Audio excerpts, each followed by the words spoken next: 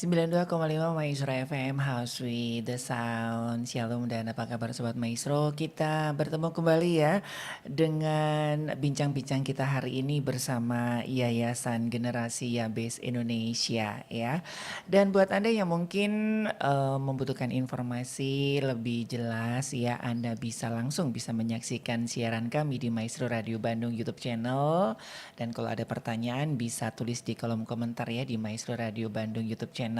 Atau juga bisa menghubungi di 0813 22016355.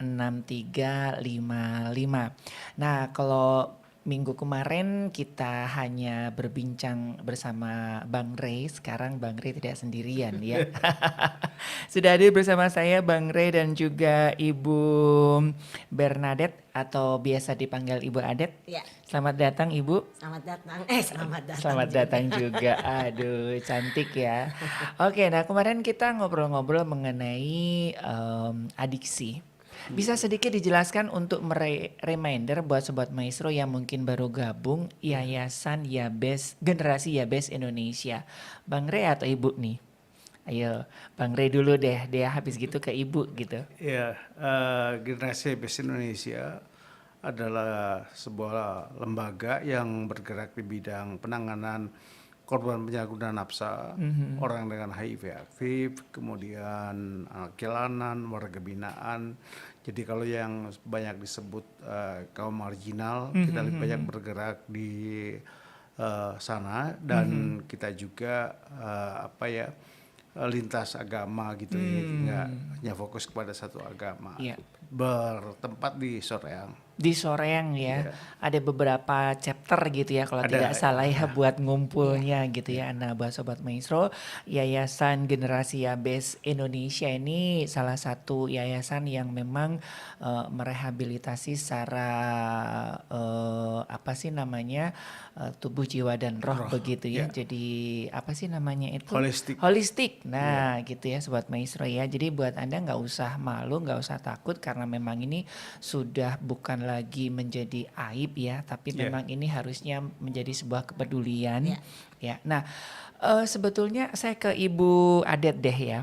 Sebetulnya adiksi teh apa sih? Banyak orang ngomongin adaksa adiksi gitu. Batasan adiksi teh seperti apa sih, Ibu? Adiksi itu kan sebenarnya penyakit otak ya, penyakit kronis yang menyerang otak. Menurut para ahli itu tidak bisa sembuh, hanya bisa pulih dan bersifat kambuhan. Oh, iya. Ini yang harus dicatat ya Sobat Maestro ya. Iya. Akan tetapi kami berdua karena latar belakangnya juga adalah adiksi dan kami bisa abstinen ya sampai sekarang, sehingga kami percaya bahwa sembuh total itu bisa gitu ya. Sembuh total bisa. Dan adiksi sendiri itu sebenarnya juga banyak orang berpikirnya tuh bahwa adiksi itu hanya yang berbau-bau dengan narkoba saja. Iya. Padahal sebenarnya adiksi itu dibagi dua. Ada adiksi zat dan ada adiksi perilaku. Oke. Bisa dijelaskan Ibu? Kalau adiksi zat itu adalah kecanduan akibat zat jelas ya, namanya yang masuk ke dalam tubuh, yang dikonsumsi gitu ya, seperti jelas narkoba, rokok, minum-minuman keras gitu ya. Makan juga adiksi loh ya, termasuk ya. Apalagi sekarang ini kan Bandung udah dijejali dengan ribuan kuliner. Hati-hati tuh ya. Gitu ya. Nah, ada juga adiksi perilaku. Ya, adiksi perilaku itu adalah kecanduan yang misalnya seperti perilaku ya, misalnya kayak kecanduan game, judi online, pornografi, ya, seks, belanja, makan, shopping, makan. Jadi dia tuh craving for semua itu gitu ya, dan dia nggak bisa kontrol itu gitu. Itu juga sebenarnya adiksi dan itu akhir-akhir ini sebenarnya jadi jauh lebih berbahaya dan jauh lebih banyak kasusnya. Betul. Nah, batasannya di mana, Bu? Soalnya saya ada beberapa orang ya yang dia bisa mengendalikan itu supaya tidak terjadi adiksi. Contohnya ada teman saya yang dia bekerja keras nih gitu kan. Dia mengkonsumsi zat-zat itu tapi dia bisa mengendalikan dan tidak terjadi adiksi. Nah, sebetulnya batasan dari adiksi itu sampai di mana sih? Ya, jadi sebenarnya adiksi itu simpelnya begini. Pertama itu membuat seseorang itu hanya fokus kepada satu bidang Satu ya, bidang. bidang itu aja. Kemudian yang kedua ada efek toleransi. Jadinya dia tadinya kita normalnya misalnya kerja ya 3 jam, dia 5 jam. Nah, gitu. Jadi main-main gamenya kita 2 jam bisa, dia nggak bisa seperti gitu. Jadi ada efek toleransi yang meningkat. Nah, makannya bisa sepiring, bisa Lebih 4 dari piring, itu. nah seperti itu. Kemudian karena ada efek toleransi yang meningkat, akhirnya mencari. Oke. Jadi waktu yang momennya dia harusnya beristirahat, dia pakai untuk tadi fokus pada satu bidang itu. Jadi memang yang menjadi kelewat batas itu ketika kalau kita bicara secara rohaninya menjadi berhala bagi orang itu dan kemudian menimbulkan masalah dengan orang di sekitarnya dia. Nah itu yang disebut dengan adiksi. Memang banyak orang ketika orang tua nanya ke saya, anak saya udah adiksi game, saya nanya adiksi game seperti bagaimana? Coba kita cek belajarnya gimana, ternyata bagus gitu. Oke. Ya itu dia cuma melakukan, berarti kan dia bisa mengkontrol. Jadi kalau udah kelewat batas, ada efek toleransi yang meningkat, berfokus kepada itu aja, kemudian terus mencari, makanya utang sana utang sini untuk judi atau narkoba itu semua segala macam, belanja gitu. Nah itu yang jadi kelewat batas. Batasannya ketika kita bisa mengkontrol segala sesuatu untuk kita just for fun aja ya nggak jadi masalah. Oh, jadi batasannya hanya kita bisa mengendalikan atau tidak? Tapi itu kalau ke yang perilaku ya. Oh, Tapi yang ke kalau ke perilaku. yang zat itu nggak bisa, nggak ada batasan. Karena otomatis karena di otak kita ada namanya dopamin yang membuat kita bahagia. Dia kan masuk ke situ, terserap di situ. Iya. Gitu. Jadi kalau dia udah masuk ke situ ya kita akan mencari gitu. Oh, jadi itu bedanya ya antara yang zat sama yang perilaku ya. Nah, contohnya kalau misalkan gini, saya tengah malam nih, aduh pengen makan seblak gitu, jam 1 malam nyariin seblak, apakah itu udah masuk adiksi atau memang hanya karena kepingin gitu? Enggak juga sih sebenarnya gitu, itu kan kepinginnya normal. Maksudnya gini. Normal ya. Jadinya harus ada jam-jam tertentu yang sudah seperti jadwal untuk mengerjakannya, itu yang disebut dengan adiksi. Dengan Mungkin adiksi. jadi saya bisa nambahin mengenai Oke. tadi. Kalau buat menurut saya gitu ya, batasan adiksi Adiksi, perilaku dulu iya, ya. iya, perilaku Batasan dulu. adiksi perilaku itu adalah pertama jelas ketika itu terjadi gangguan.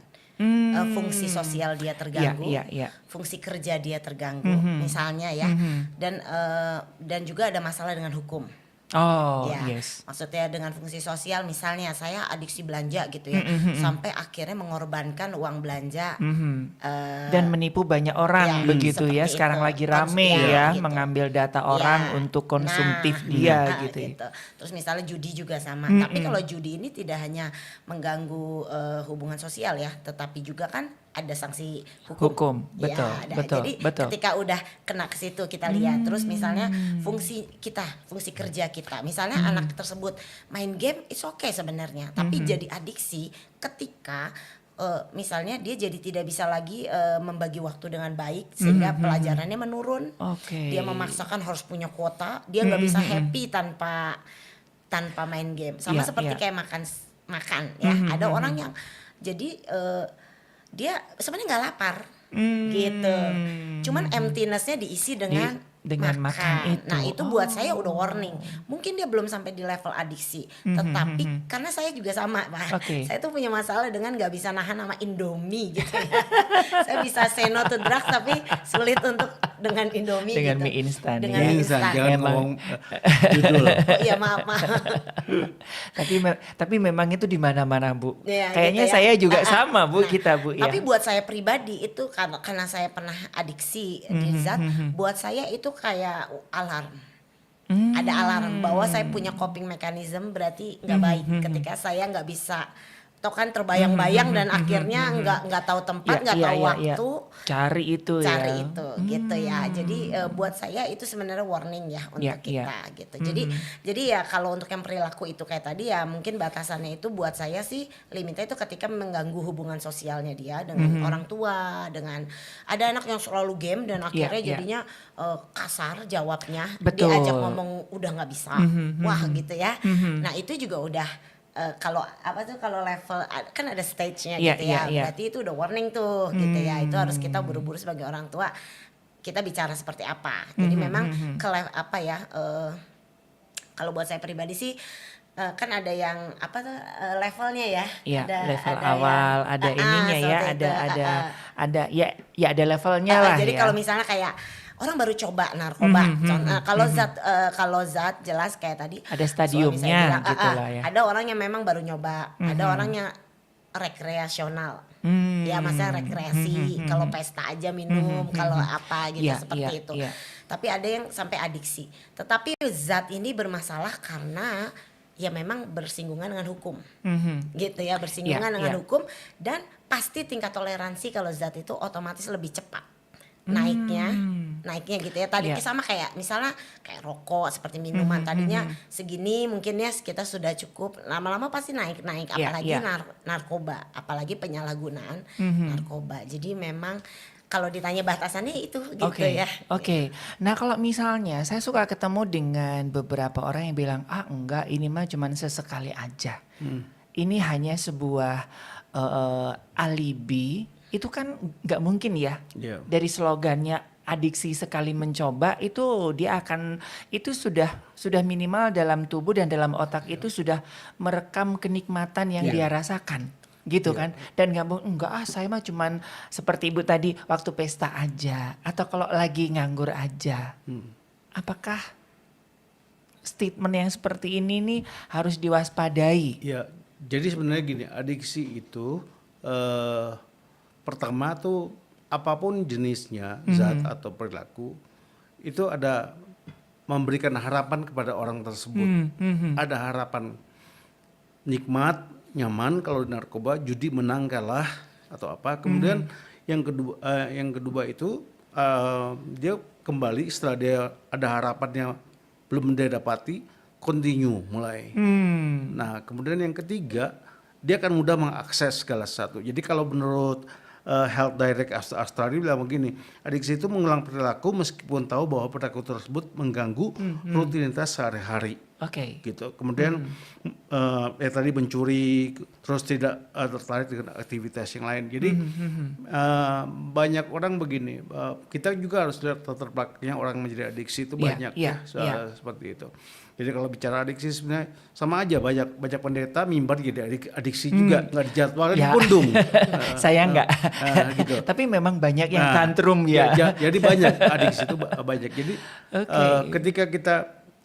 ketika kita dalam sebuah masalah, terus kita mendapatkan kenyamanan tadi, harapan kita terpenuhi, kita menjadi candu dengan itu gitu loh. Oh ini jawabannya gitu. Jadi makanya kenapa dicoba sekali akan terus bertambah. Poinnya di situ. Nah gitu. betul, nah ini ya Sobat Maestro ya, jadi kalau kita ngomongin adiksi tidak hanya masalah narkoba, masalah perilaku, termasuk juga dalam sebuah pelayanan itu banyak yang ternyata adiksi ya. Itu hati-hati ya Sobat Maestro ya. Iya, karena kan dibilang gini, menunjukkan perilaku depresi, mudah marah, melakukan kekerasan fisik juga gitu. Jadi ketika ndak dipenuhi keinginan harapannya, dia akan marah. Dia marah. Nah, cuman saya sih menyarankan ketika ada anak yang sudah mulai misalnya banyak memberikan perhatian kepada gadgetnya atau apa saja gitu, ya itu harus ada perhatian khusus seperti itu. Makanya saya sangat berharap bahwa gereja-gereja itu punya divisi untuk menangani mental health ini gitu saat ini gitu. Jadi enggak perlu cari, karena kalau cari ke psikolog, ke ahli beda lah nanti ininya. Alkitab kan juga bilang datang kepada penatua, tua gereja minta tumpangan tangan dan berikan solusi gitu. Betul, begitu. Betul. Nah, Bang Re dan Ibu Adet, ada yang mengatakan bahwa sebetulnya ya kebetulan saya ada beberapa teman yang adiksi dan termasuk saya, sebetulnya justru yang nikmatnya itu ketika sugesti itu muncul, cari-carinya itu loh. Jadi kalau makainya ya cuman 1 menit 2 menit sakunya nggak enak, tapi justru petualangannya itu apakah memang seperti itu sih Bang Re dan Ibu Adet dari sepengalamannya? Kejar-kejarannya dengan bandar ataupun juga cari-cari yang pornografi nyemput-nyemputnya dan nontonnya paling eta deui gitu kan. Katanya Karena justru poinnya itu tadi, ada harapan di situ. Oh. Gitu, ada harapan. Saya pengen sesuatu gitu. Saya pengen dipuaskan, dinyamankan gitu. Saya pengen bisa menikmati sesuatu ketika keadaan. Jadi memang berjuang untuk mendapatkannya itu lebih seru ketika misalnya saya cucau gitu. Iya, iya. Ya udah gitu. Dan ketika harapan itu tidak sesuai, besok akan meningkat lagi itu yang membuat Ya. keterikatan adiksi lebih Betul, itu. betul. Dari pengalaman Ibu Adit sendiri, tahu dong nih. Kalau saya sih sebenarnya jadi pertama kali saya jadi pakai narkoba itu kan memang karena latar belakang keluarga. Waktu itu keluarga saya memang berantakan ya, maksudnya orang tua saya ribut dan KDRT dan saya cukup stres lah ya dengan saya berdoa di dalam, saya masih SMP waktu itu gitu ya. Tapi kok tetap aja pukul-pukulan gitu ya. Dan waktu itu saya punya pergaulan yang nawarin, nih lu minum ini nanti enak. Maksudnya bisa kalau bahasa di Jakarta waktu itu ya bisa Nge-fly gitu bukan, ya. maksudnya bisa scoot gitu, bisa apa sih kalau jadi kayak Tenang lah gitu. pokoknya ngelihat begitu akan biasa aja gitu ya, dan tidur santai, malah. selebay Gitu ya.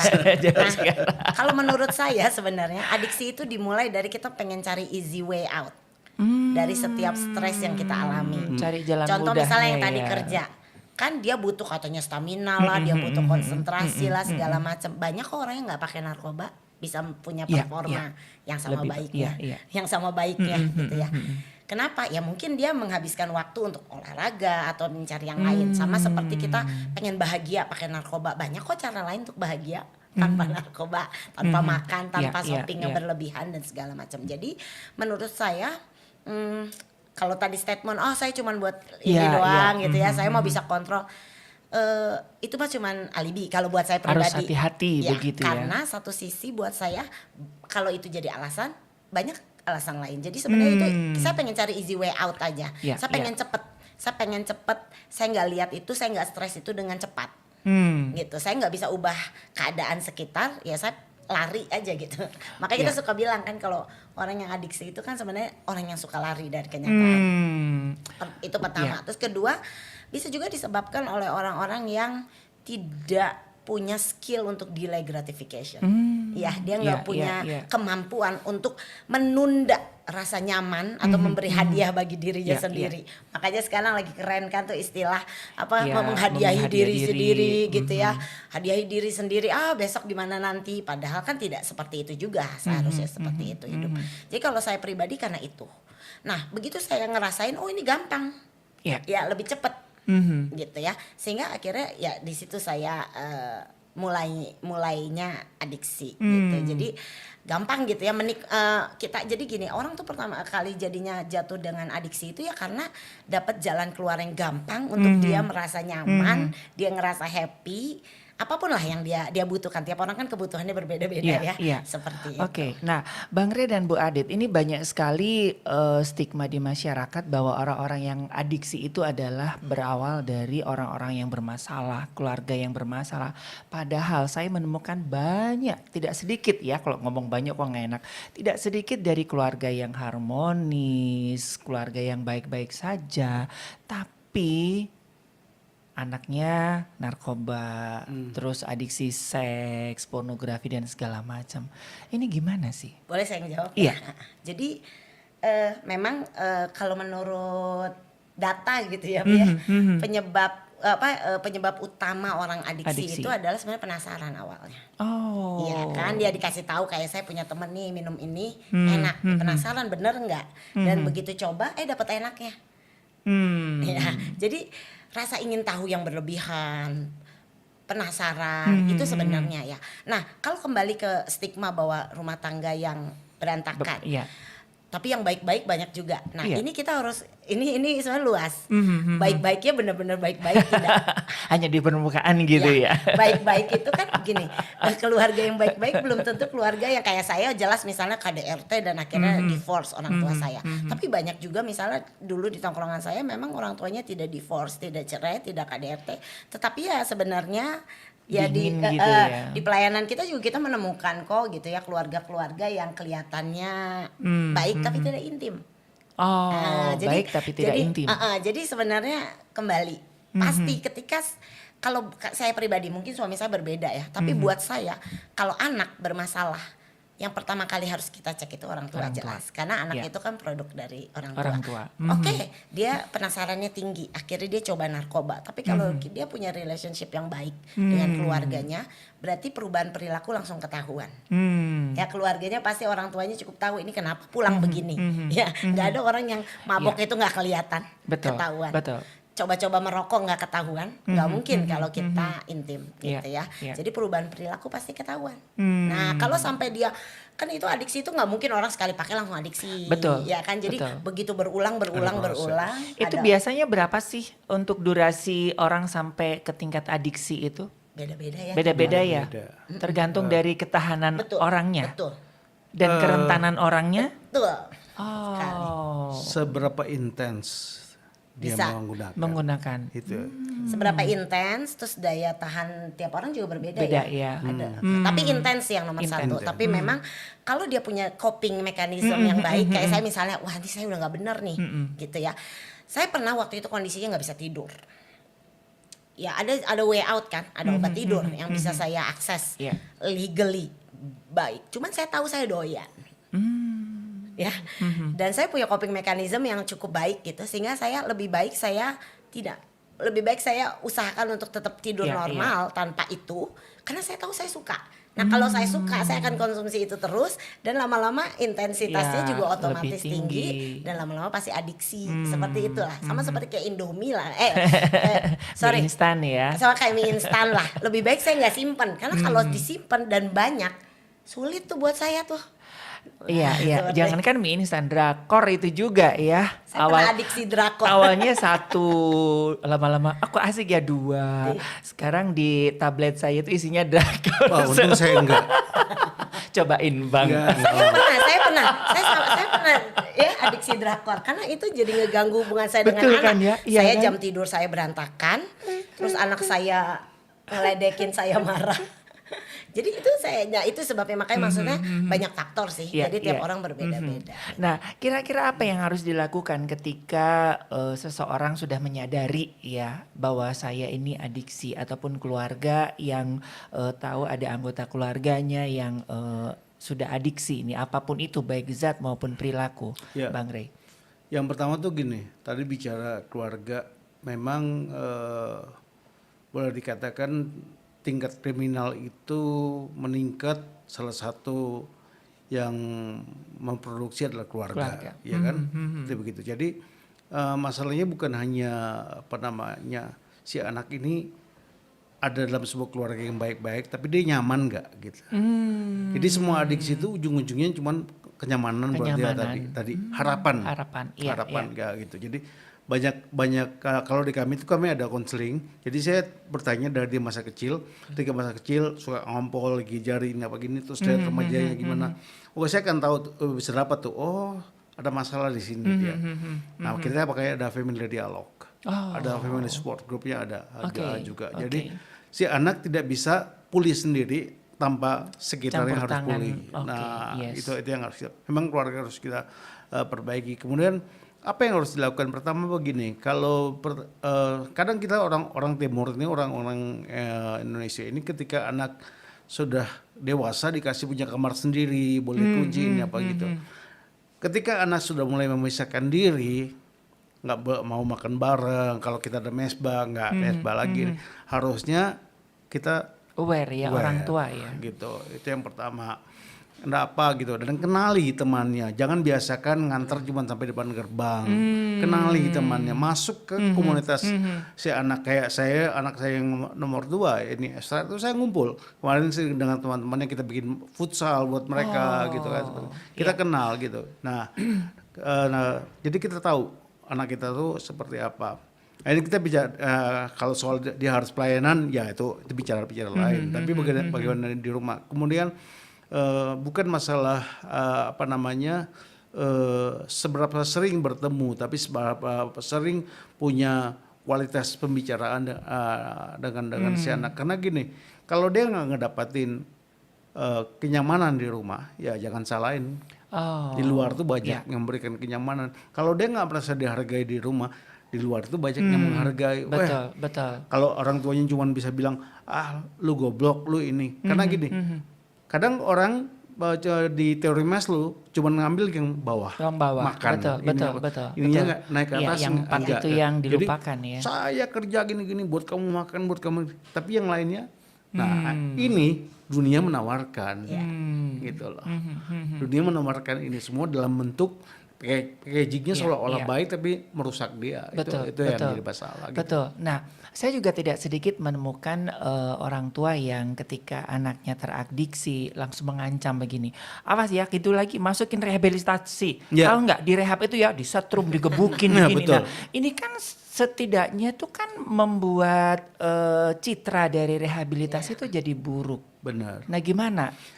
Nah, Hal jadi ini, Bang? sebenarnya gini, kalau ada orang tua yang mendengarkan atau menonton podcast kita ini, kalau memang nggak pengen untuk pencegahan pertama buat anaknya bisa hubungin kami gitu. Kami ada pendampingan Iya.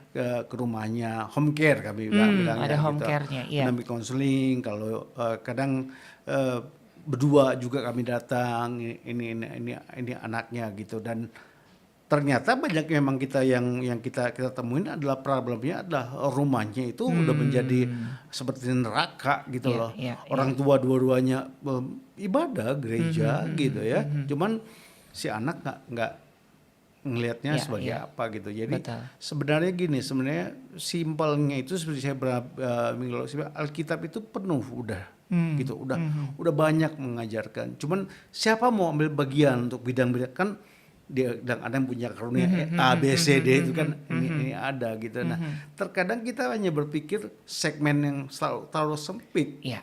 mengenai berkat, mengenai ini saya udah bertahun-tahun saya bilang bahwa hati-hati dengan iblis itu sedang menabur apa roh kesepian, yatim piatu, merasa Iya, nggak iya, punya iya. ini. Dan itu kenapa prevalensi narkoba meningkat, Tinggi, iya. gangguan adiksi meningkat, gitu loh, seperti itu. Oke, waduh, ini sebetulnya masih banyak yang mau dikorek-korek ya, kayaknya 25 menit nggak cukup ini ya. Nah, buat Sobat Maestro yang mungkin butuh informasi ya, dan ini adalah masalah kita bersama ya, jangan berpikiran yang aduh direhabilitasi itu akan enggak. Nah, Yayasan Generasi Yabes Indonesia ya secara apa namanya holistik ya akan mendampingi putra-putri Anda atau mungkin Anda yang sudah terkena adiksi ya, bisa menghubungi di 0813 2201 6355 ya, atau buat Anda yang menyaksikan di Maestro Radio Bandung YouTube channel bisa lihat nomor WhatsApp-nya di layar YouTube Anda ya. Baik, Bang Rey, Ibu Adet, kayaknya nanti kita sambung lagi kayaknya ya. Terima kasih banyak semuanya. Oke, baik sob. Boleh nambahin terakhir Oke, ya, paling oke. terakhir aja gini. Ketika misalnya Bapak Ibu Saudara sudah melihat bahwa ada keluarga atau rekan yang mengalami masalah dengan adiksi, yang pertama harus dilakukan tuh jangan denial. Jangan merasa bahwa tidak punya masalah. Ini akan berlalu begitu saja. Jadi jangan, karena adiksi itu levelnya nanti akan makin dalam Ya. dan makin sulit untuk dipulihkan. Dipulihkan. Jadi pertama ya jangan denial, cari pertolongan siapapun itu. Bahkan kami aja masih terus belajar. Ketika kami salah juga kami masih cari bantuan profesional. Ya. Jadi jangan denial, cari pertolongan, dan jangan lupa bahwa it takes a village to raise a child. Betul. Ya, dibutuhkan satu kampung untuk membesarkan seorang anak. Betul, dan ada Yayasan Generasi Yabes Indonesia yang siap berkolaborasi dengan Anda. Baik, dari Gerah Maestro Jalan Kaca Piring 12 Bandung, saya Ari, Bang Rey dan Ibu Adet dari Yayasan Generasi Yabes Indonesia mohon pamit. Kita ketemu lagi di perbincangan selanjutnya. Tuhan memberkati. Tuhan Kita memberkati. berkati.